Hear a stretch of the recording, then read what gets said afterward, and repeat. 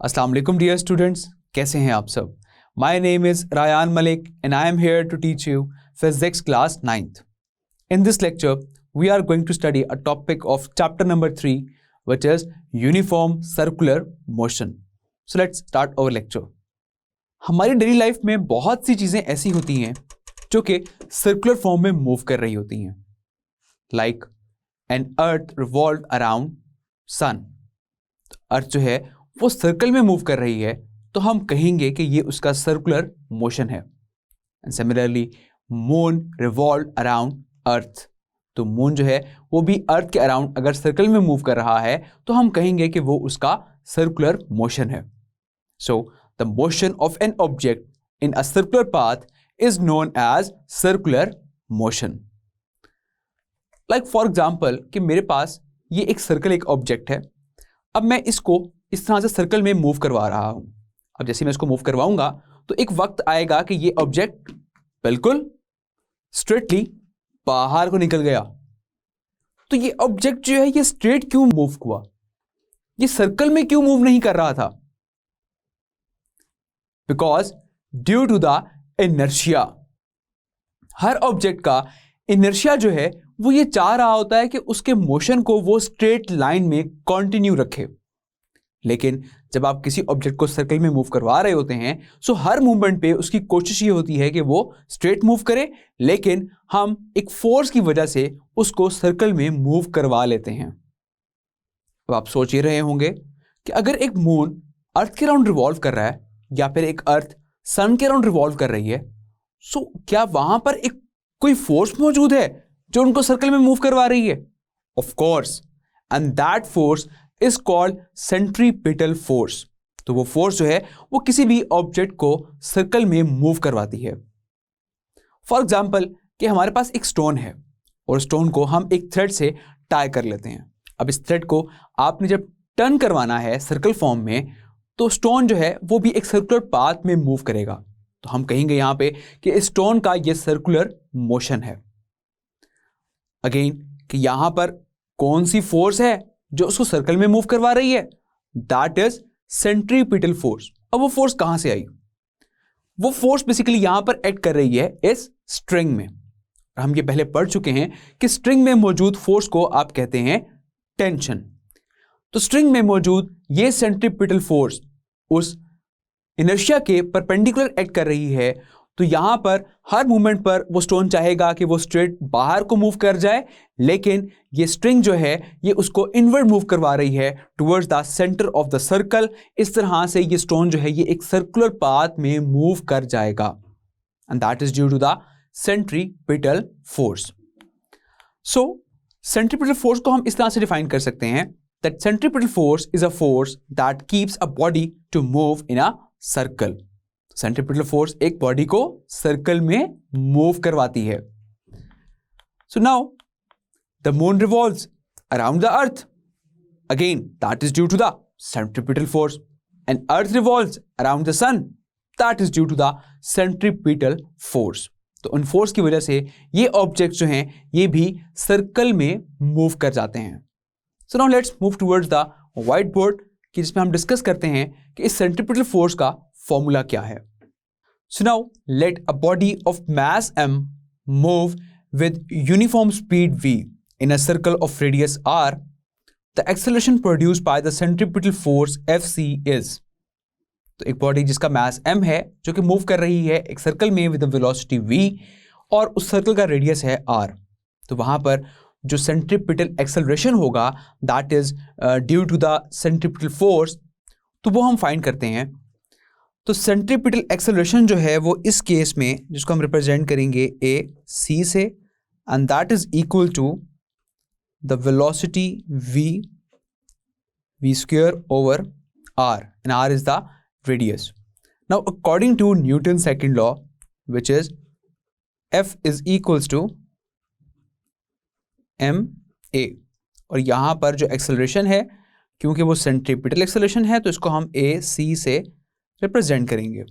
So now F C, इसको हम F C यहाँ पे शो करेंगे because it is a centripetal force and that is equals to m, और a c की जगह आ जाएगा इसका formula which is v square over r.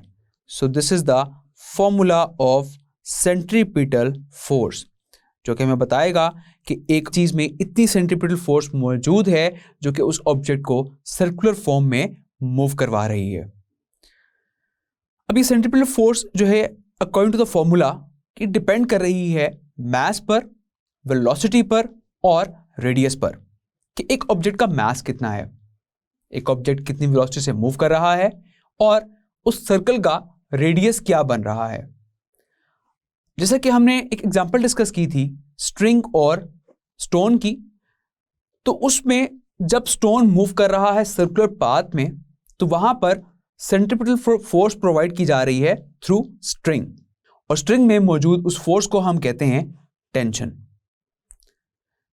अब ये टेंशन अगर तो इतनी है कि ये उसको सर्कल में मूव करवा सकती है तो फिर वो स्टोन तब तक उस सर्कुलर पाथ में मूव करता रहेगा, लेकिन जैसे ही उस स्टोन का मास अगर ज्यादा है और ये स्ट्रिंग जो है ये इस काबिल ही नहीं है कि ये उसको सर्कुलर फॉर्म में मूव करवा सके, तो वहां पर ये स्ट्रिंग जो है ये ब्रेक हो जाएगी, और ब्रेक होने पर वो स्टोन जो है वो बिल्कुल स्ट्रेट मोशन में मूव कर जाएगा ड्यू टू द इनर्शिया, और वहां पर फिर आप फर्दर उस ऑब्जेक्ट को सर्कल में मूव नहीं करवा सकते। सो आई होप सेंट्रीपिटल फोर्स का कंसेप्ट आपको क्लियर हो गया होगा। इसी के साथ हम सॉल्व करते हैं example number 3.8। Example number 3.8, a stone of mass 100 gram is attached to a string of 1 meter long. The stone is rotating in a circle with a speed of 5 meter per second. So find the tension in the string.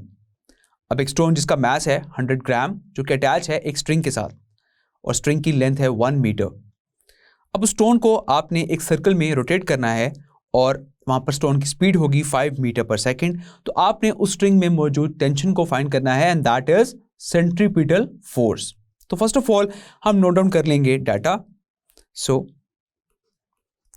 Data जिसमें आपको mass given है and which is 100 ग्राम, तो first of all इसको हम convert कर लेंगे kilogram में, और किलोग्राम में कन्वर्ट करने के लिए इसको आप 1000 से डिवाइड किया करते हैं, and that is equals to 0.1 kilogram.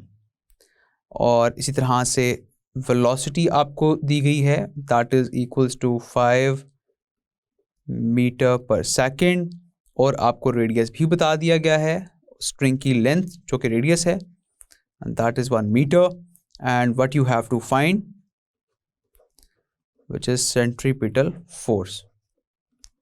To find that is centripetal force, and that is equals to question mark. Now we know that solution. Now we know that centripetal force Fc which is equals to mv square over r. Now just we have to put the values in it. So mass m है आपके पास 0.1 kilogram into velocity है 5, तो इसका square आ जाएगा यहाँ पर because v का square है, divide by r, and r is 1 metre. तो फर्दर इसको हम सॉल्व करेंगे by using calculator, and you got the final answer which is 2.5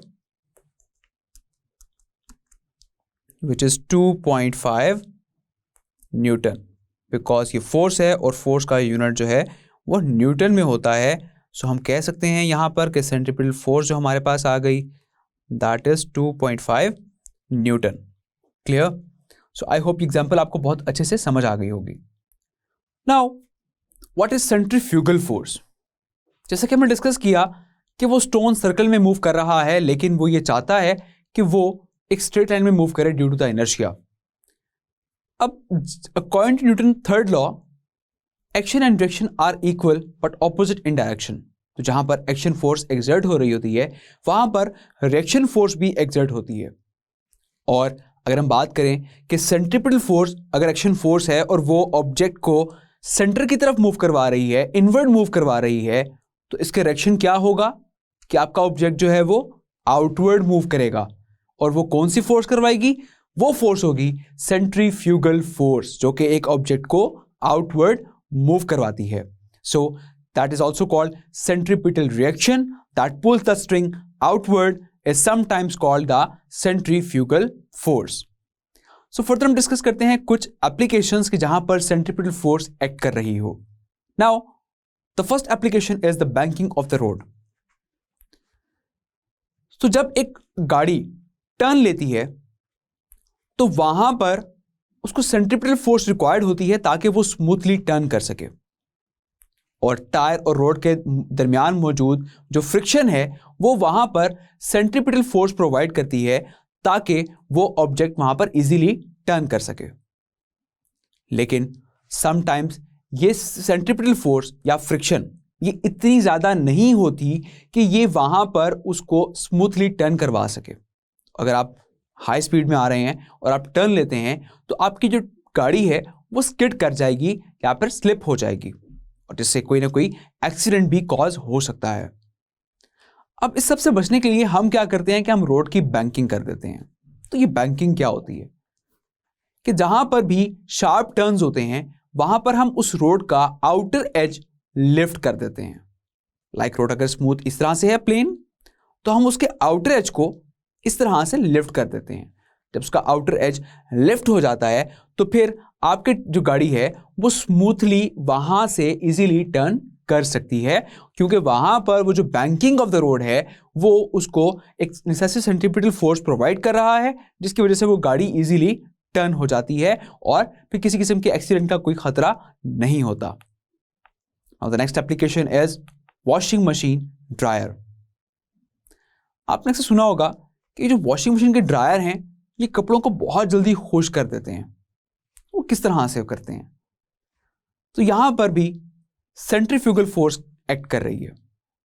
जैसा कि हमने गीले कपड़े ड्रायर में डाल दिए और आप जानते हैं कि ड्रायर का वो जो एक सिलेंड्रिकल रोटर है उस पर large number of fine holes मौजूद हैं. तो जब हम ड्रायर स्टार्ट करते हैं और वो एक सर्कल फॉर्म में रोटेट कर रहा होता है तो वहां पर वो जो वाटर के मॉलिक्यूल्स जो कि आपके कपड़ों में मौजूद हैं वो मॉलिक्यूल्स में इतनी सेंट्रीपिटल फोर्स नहीं होती कि वो भी सर्कल में मूव कर सकें. तो वहां पर मौजूद सेंट्रीफ्यूगल फोर्स की वजह से वो वाटर मॉलिक्यूल्स वो वहां से बाहर को निकलते हैं और वो उन फाइन होल से होते हुए वो वॉशिंग मशीन के वेस्ट पाइप से बाहर आ जाते हैं. इस तरह से आपके कपड़ों में से पानी जो है वो एक्सट्रैक्ट कर लिया जाता है और आपके कपड़े बहुत जल्दी ड्राई हो जाते हैं. Now the last application is cream separator. So बहुत से जो मॉडर्न प्लांट्स हैं वो भी इस क्रीम सेपरेटर को इस्तेमाल करते हैं क्रीम को सेपरेट करने के लिए फ्रॉम द मिल्क. तो जब हम एक सेपरेटर को हाई स्पीड पर स्पिन करते हैं तो उस मिल्क में या उस मटेरियल में जितना भी लाइटर पार्ट होता है वो सेंटर में इकट्ठा होना शुरू हो जाता है, और जितना भी हैवियर पार्ट है वो सारे का सारा उस बाउल के आउटर पार्ट पर आ जाता है. अगर मैं बात करूं कि क्रीम या फिर कोई भी जो बटर फैट है वो लाइटर होता है as compare to the other contents in the milk, तो उसकी वजह से वो क्रीम और बटर फैट जो है वो सेंटर में इकट्ठे हो जाएंगे और फिर आप उसको इजीली वहां से रिमूव कर सकते हैं. तो उस क्रीम सेपरेटर के थ्रू आप इजीली ये कंटेंट्स भी सेपरेट कर सकते हैं, and that is due to the centripetal force. So I hope ये एप्लीकेशंस आपको बहुत अच्छे से क्लियर हो गई होंगी. So now let's have a short quiz. That what is centripetal force? Centripetal force is a force that keeps a body moving in a circular path. And what is circular motion? The motion of an object in a circular path is known as circular motion. For example, the motion of moon around Earth. Now let's have an overview of the lecture. In this lecture, we study about circular motion, centripetal force, centrifugal force and the applications of centripetal force. So I hope ये lecture आपको बहुत अच्छे से समझ आ गया होगा. तो अपना बहुत सारा ख्याल रखिएगा. See you in the next lecture. Till then, take care. Allah Hafiz.